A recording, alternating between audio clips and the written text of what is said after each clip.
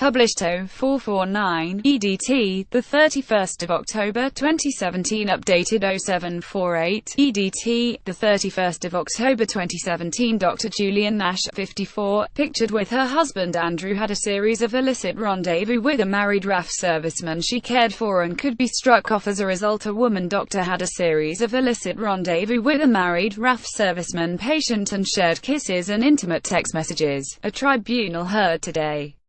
Dr. Julien Nash, 54, had an improper relationship with the other man after they bonded over a shared love of wildlife whilst she was treating him at an RAF base. Nash and the serviceman would meet up regularly over an 8-month period, during which she sent him text messages, one saying, "I saw you too and I heard your beep and my heart jumped because I love you."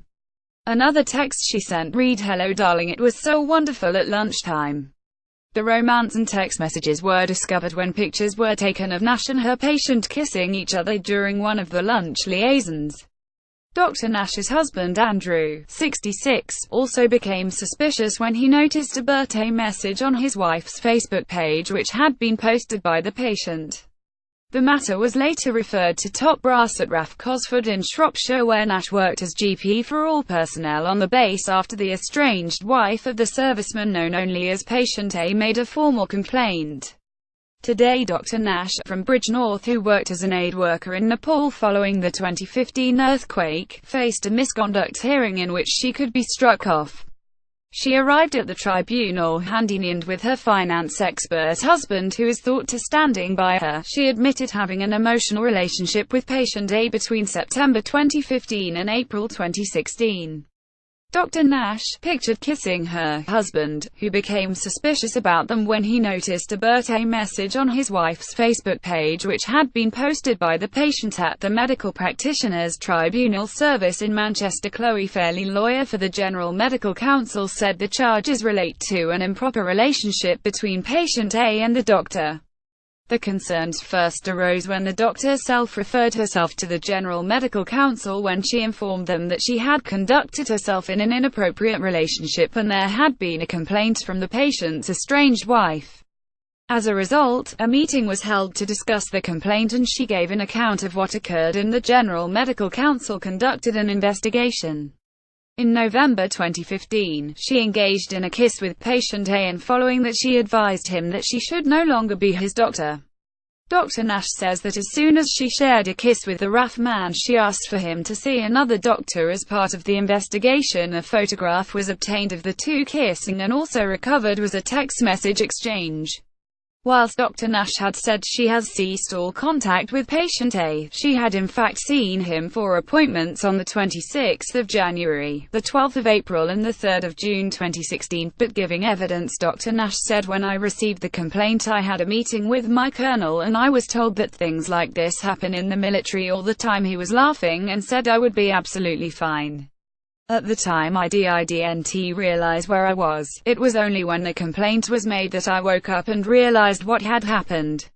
I was responsible for the care of military personnel, and those personnel could not seek medical care from any other source. I have been trained in military medicine and also aviation medicine, so you are aware of the different problems that can arise. You are constantly in contact with your patients.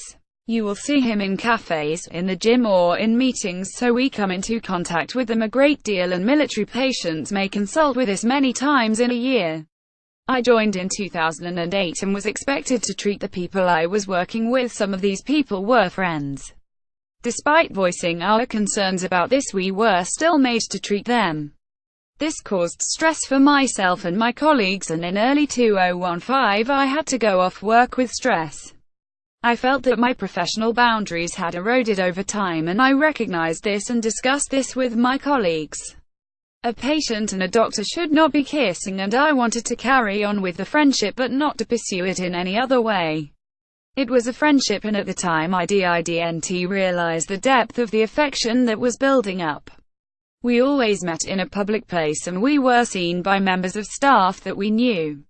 It was an escape for me at lunchtime to go for a walk and have a conversation that was not about medicine. It was so refreshing, and I think towards the end I was perhaps realizing my affection for him. I advised him to see another doctor, but it is a difficult situation because you cannot terminate the medical care, because that would not be good for them. There was no breakdown of trust. We developed an affection for one another organically. At the time I had transferred his care to another doctor, and so I didn't see anything untoward really. We were just walking and talking and had the occasional kiss.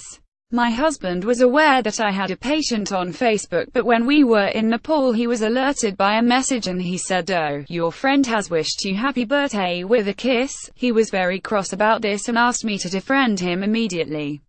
Dr. Nash's lawyer said the two parties had a shared interest in wildlife, and the patient himself indicated that they would go out for lunch and walk their dogs and talk. There was only one time they met in the evening, and this was for a conservation meeting. She maintains that the meeting at lunchtime was to walk the dogs, and on one occasion they went to a bookshop, and that the meetings would always happen in front of people they knew and were not covered.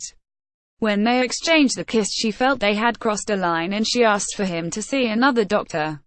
He couldn't move to another practice because of the distance, and he required an RAF practice.